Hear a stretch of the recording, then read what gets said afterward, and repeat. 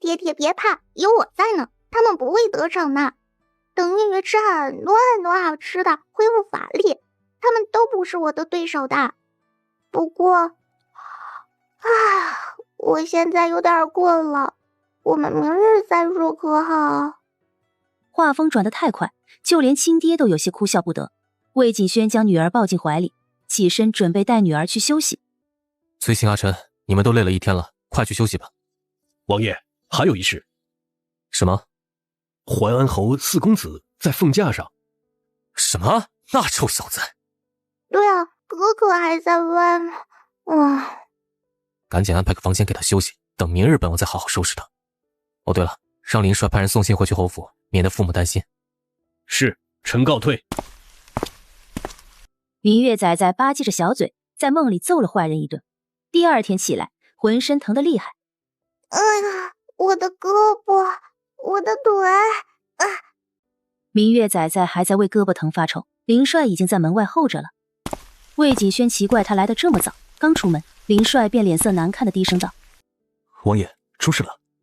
怎么回事？昨夜那个杀手死了。什么？不是找人看着他的吗？守着他的人说，就一眨眼的功夫，杀手就七窍流血而亡。隔空杀人？应该是那邪修杀人啦。月月，你怎么出来了？胳膊疼，睡不着。明月仔仔伸直了手，白嫩的手臂上竟出现了青紫之色。魏锦轩顾不上隔空杀人一事，忙将女儿抱起来。快，传太医！爹爹，那个邪修应该是给杀手下咒了，发现失败，所以掐咒杀人。你的意思是，只要他提前下咒，便可隔千里之外杀人于无形？也不是，他不能超出一定距离，不然太耗费气味了。所以那邪修就在江南？应该是。没睡好，昨夜可是被吓到了？没有啊，这可吓不了我。我昨晚在梦里教训了好多坏人，累了。月月，昨夜之事你日后莫要再做了。听说你抓住那杀手，爹爹是吓得心跳都骤停了。你……爹爹心脏不会有事的，有月月在，爹爹会长命百岁才下地府的。刚推门进来的太医才是吓得心跳骤停，听见公主诅咒王爷下地府，该如何是好？你站在那里作甚？快来给公主诊症。是。太医抬手擦了擦汗，急忙上前。公主，老臣得罪了。王爷放心，公主应当是昨夜英勇救人时没收着力气，这才撞得淤青。臣回去给公主配点膏药，抹上几日便好了。也可让春梅姑娘替公主按揉附近的穴位，用布包裹煮热的石头，在附近敷一下，好让小公主舒服些。可不是英勇吗？一夫当关，万夫莫开。魏锦轩轻点女儿的鼻子，便让太医下去配药。等太医出去，春梅和夏荷跟着出门，魏锦轩这才语重心长地说道：月月是爹爹的心肝宝贝，爹爹已经失去你娘亲，万不能再失去你了。所以你要记住，无论什么事都不能将自己置于危险的境地，知道吗？其实我昨夜是瞧见那人不对劲儿，所以才会悄悄地跟过去。那你可以让别人跟。好的。明月仔仔能屈能伸，吧唧一口亲在爹爹脸上，嘿嘿一笑。魏锦轩对女儿的可爱攻势毫无反击之力。一行人再次出发，只是这次凤驾上多了个人。林寻头一回安静如鸡，他坐在最外面，试图用妹妹挡住自己，好让晋王殿下忘记他。哼，你可真行。晋王殿下冷笑，林寻不吭声。这阴阳怪气的，真让人憋屈，还不如直接骂一顿呢。官爷行行好，我们急着进城看大夫。林帅哥哥，发生什么事了？白千与官差在城门发生冲突了。去看看吧。是。林帅在不远处停下，想看看他们到底为何拦住这一行人，却见那行人中一名老者突然跪了下去。官爷，这已经是我们能拿出来最多的银子了，剩下的还要给这孩子进城看大夫，求求你行行好吧。滚！惯例就是每人30万，连这么30文都拿不出来，还看什么大夫呀？买张席子扔山上去吧。席子也不必了，扔山上去，自有野兽替你们解决。官差们哈哈大笑着，一脚踢飞年轻人的拐杖，年轻人猛地一摔，便彻底站不起来了。大牛，哼，站都站不稳了，不如死了算了。高瘦的官差嗤笑一声，抬起脚踹了上去。林帅再也看不下去，3步并作2步，飞身上前，抓住官差的脚猛地一甩。高瘦官差不过是个花架子，一个没站稳便往后倒去。大胆，竟敢动手打官差！林帅一个眼神过去，竟吓得他们停住了脚步。官差一看他便知不是普通人，但瞧着他眼生，顿时想起上面交代的话，几名官差有一瞬的慌乱。不知阁下是？普通商人进城办事，见不惯你们欺辱百姓罢了。可有过所？林帅直接取出过所，递给官差。云中商人名为林帅一，过所上的官印是真的，名字有点像，但确实不是上面交代的人。哼，一个低贱的商户竟敢打伤官差！来人，给我拿下他！官爷，这位爷只是为了帮小的，请官爷饶命啊！这位爷，快求他们放过你吧，官差得罪不得呀！老伯莫急，敢问我的过所有何存疑？贪赃枉法，欺压百姓，胡乱抓人，你们还有王法吗？老子说你存疑就是存疑，在这苏州城里，老子的话就是王法，抓住他！只见林帅嗤笑一声，一手背在身后，一手拎起衣摆，摆足了架势。哼，绣花枕头！林帅抬起长腿，一脚踹飞一个。他身形极快，10几名官差连他的衣摆都碰不到。片刻后，10几名官差便倒在地上痛苦呻吟。好身手啊！快，恩人，快跑！这人是总督的远房亲戚，你可得罪大了！哎呀，别怕，没事，你们跟我来。林帅收起浑身气势，温和地说着，还亲自将拐杖找回来，递给那咳嗽的年轻人。快来人呐！有人强闯城门！此言一出，城门处守着的官差迅速反应，将未进城的百姓挡于门外。他们，恩人，这……没事，跟我来。他带着一家4口来到魏锦轩后面的马车旁，让他们几人与太医同乘。我们有大夫，上去吧。多谢恩！哎呦！林帅没等他谢完，直接将老伯推进车厢里。快，我们走。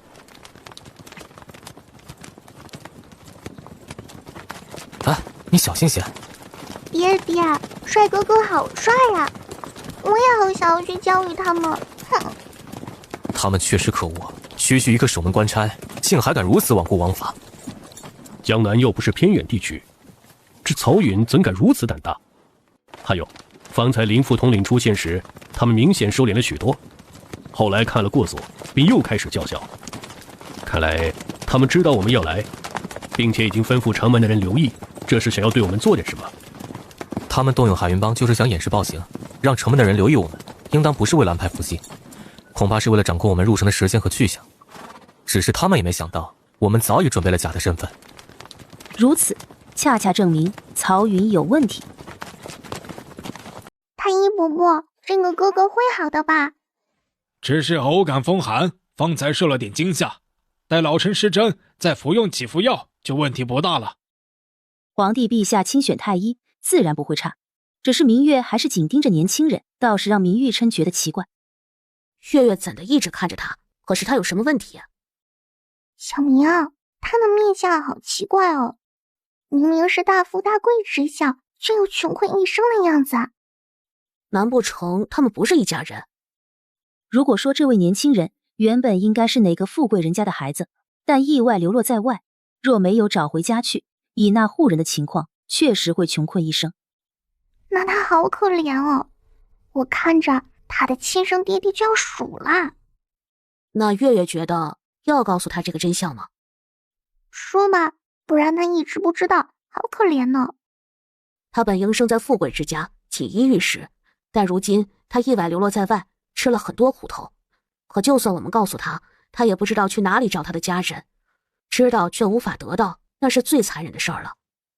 云玉琛说的在理，明月仔仔皱着眉头，小小的脑袋处理不了这么多信息，一脸纠结。明玉琛不忍见他为难，便低声哄他：好了，别想这么多，先等他治好病再说吧。林寻见他们小声交谈，自己完全插不进去嘴，又嘟着嘴不高兴了。他转身出了营帐，迎面遇上了二哥寻访。笑，你这嘴都能勾水壶了。二哥，你说妹妹为什么那么信任阿琛呢？瞧你天天上房揭瓦的样子，哪里像是能信任的？你说的好像好有道理，但你这话说的我不太高兴。哼，回去好好给我上学。以小公主这么聪明的脑袋，到时候小公主都要嫌弃你蠢了。林寻顿时被二哥气哭，发誓回金陵一定要好好学习。不过是等回去之后，现在他要报复一下二哥才行。因着苏州城门外起了冲突，大家担心曹家会追来，禁军巡防也变密集了。大家都忙着，也就没人管这位调皮的小公子。林寻便自己找了个角落，撅着屁股，不知道在叨咕着什么。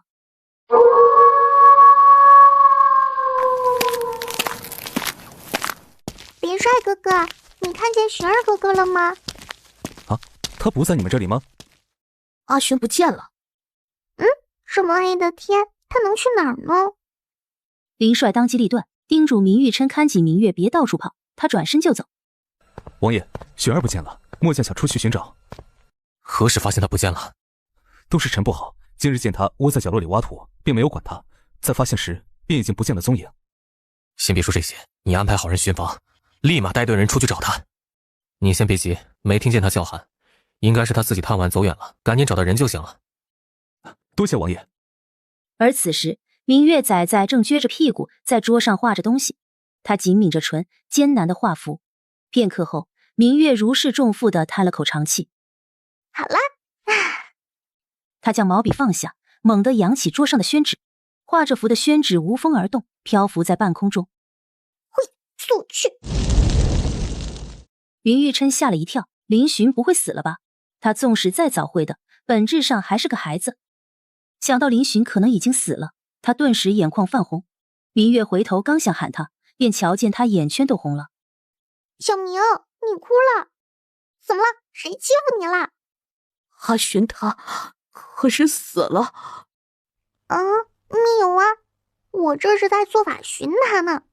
哟，小明这是担心寻儿哥哥，吓哭啦？没有。小明，你好可爱呀！怕什么呀？你现在是小孩子，哭鼻子就哭鼻子喽。嘿嘿嘿。明月打趣他，看着他红得滴血的耳尖，高兴地晃着小脑袋。你放心，寻儿哥哥是长寿之相，他不会有事的。地狱鬼火在半空中晃动着，随即飞了出去。快，我们跟上！呀，别提了，别提了！嘿嘿嘿。黑熊精，你怎么在这里啊？说，跟着我有什么阴谋？我在帮你啊！嘿嘿嘿。黑熊精讨好的笑着，打开自己的身体，在他怀里是安然无恙、睡成猪的林寻。林帅看到后瞬间气炸了：“哥哥，你醒醒啊，小心挨揍哟！”林寻拨开他的手，翻身抱着黑熊的肚子继续睡。林帅顿时气笑了，他上前一步，揪着林寻的耳朵，直接将人提溜起来。二哥，吓死我了！幸亏你来救我。哼，吓死！方才见你睡得挺舒服，不叫你可能都要睡到明日了。不，二哥，你不知道，刚才真的好危险，巨大的老虎一口就把我吞下去了，我差点就见不到你了，哥。行了，在妹妹面前哭成这样，你日后还怎么当哥哥？寻儿哥哥别怕，已经没事了。你说有只大老虎一口吞了你，那大老虎呢？黑熊精出现之后，老虎就不见了。又是坏说。是啊，那邪修太阴险，我本想抓住他，但他用这小崽子威胁我。我知道他是小主子的哥哥，为了护着他，老黑我单刀赴会，单枪匹马，说重点。明月仔在恼火地打断黑熊精。我就变成石头护住这小崽子喽。那邪修多阴险呀，还在我外面施展幻术，就是为了不让你找到他。对了，他还伤了我，他居然敢伤小主子的熊，你说是不是太过分了？黑熊精喋喋不休，将自己的胳膊伸出去，上面有一道浅浅的剑痕迹，附近皮毛被雷火劈成焦黑。雷火？他居然还会这个？你记得他的气息吗？是不是金陵城的那个邪修？哦，你这么说，老黑倒是有印象，他的气息和金陵城的极像，难怪呢。说到这里，黑熊精突然停住，害怕地瞥了明月一眼。明月还在寻摸附近有没有邪修的踪迹，并未留意。明玉琛却精准捕捉到了。你在害怕什么？啊，没有。明月回头看他，眼睛危险地眯起来。黑熊精顿时浑身炸毛。你是不是忘了，你身上有我下的符咒？你不乖哦。明月一步一步走过去，逼得黑熊精往后退。这还有什么看不出来的？黑熊精有事瞒着他。他放在身侧的手掐诀，抬手，一道红光闪现，黑熊精头顶上顿时出现红色的手掌。不！我数3下，若你不说，我就让你灰飞烟灭，不入轮回。我说，小主子是不是不认得我了？什么？月余前，我在三清观山下将你活埋了。明月在脑海里寻找着，可原身是个魂魄不齐的小傻子，记忆并不完整。他用力踩了2下。你为何要活埋我？是那个邪修，他助我成人后要求我杀了你，我成了他的恩，就要完成那个果，否则因果轮回，我要遭雷火劈的。后来我到了金陵，那里的气息实在太香了，所以我就忍不住留在金陵，以三清观道长之名吸阳气修炼。后来就再遇到小主子，被小主子收服了。我终于知道哪里不对劲了。哼，金陵是皇帝所在之处，帝王之气应当镇压万鬼妖邪，可偏生你小小一只黑熊精，居然在金陵城招摇撞骗，那邪修一定是对你做了什么。说罢，明月飞速掐诀，他将脚挪开，一道幽绿的光从黑熊精天灵盖上被强行拔出。邪修居然在你身上下了咒，还真坏！哼！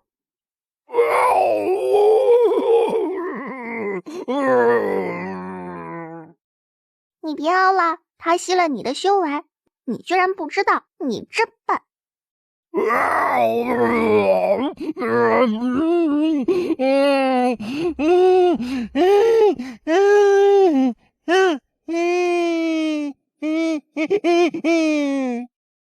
行啦，我帮你报仇，别哭了。你说的。行啦，包在我身上。别这样看着我，有一点点恶心。黑熊一脸委屈，倒也不必如此嫌弃他吧。刚才还说要帮他，果然族里的老熊说的对，女人就是善变。小公主，接下来该怎么做？我们先回去嘛，我饿了。好，那我们回去吃东西，养精蓄锐，再去找邪修。好哦，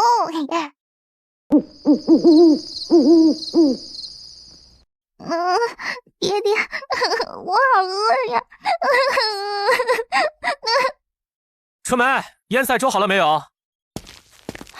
回王爷，腌菜粥还没好，但奴婢热了点梅花酥。快拿来！夏荷拿着梅花酥过去，明月顿时狼吞虎咽起来。慢点儿，别噎着了。看着女儿这副模样，魏锦轩吓了一跳，连忙夺走她手里的梅花酥。好饿，好饿，不要埋月月。他埋头在魏锦轩怀里，低声呜咽着，瘦小的身体止不住的颤抖。魏锦轩顿时想起林帅说的话，他曾经被黑熊精活埋了。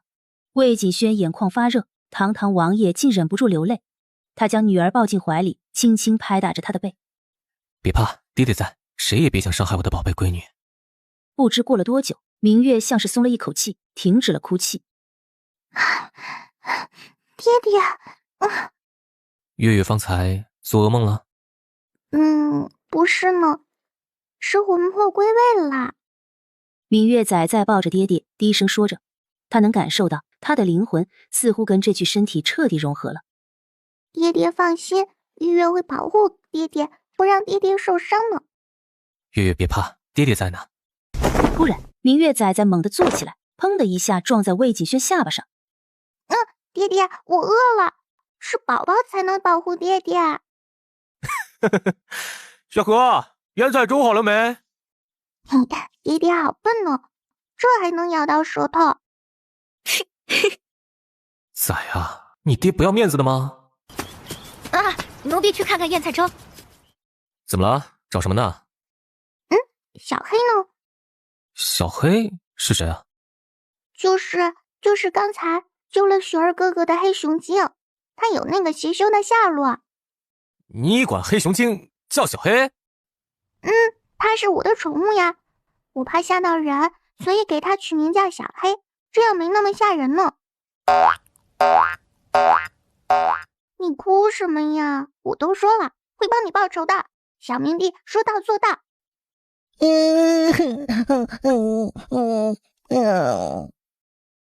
来，我抽点东西，找一下那邪修。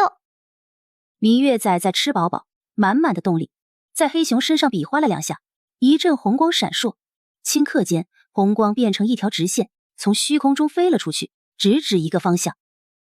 那是哪里呀？三清观。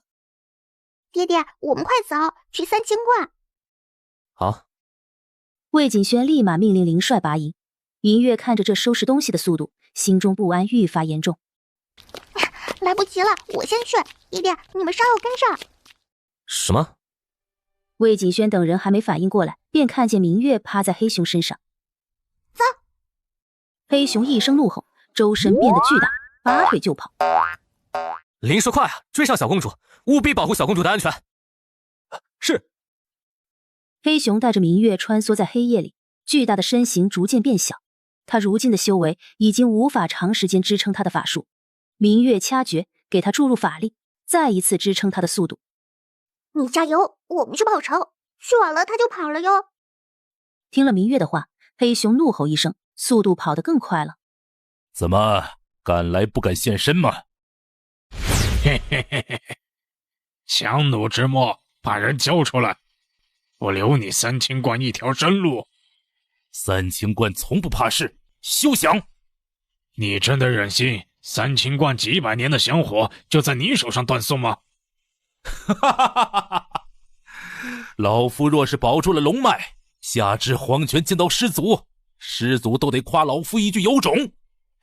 倒是你被逐出师门，变成这副人不人鬼不鬼的模样，祖宗见到你估计都得扭头跑了。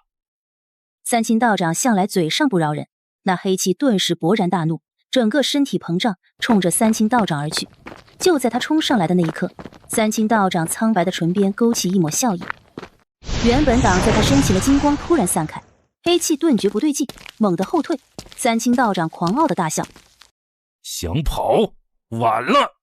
三清观之中，祖师爷金身爆发出金光，直冲云霄，将黑夜照成白昼。哇！一声巨响过后，整座三清观被夷为平地。这一声巨响，震得整座山的野兽飞禽四散逃命，整个江南的百姓都被惊醒。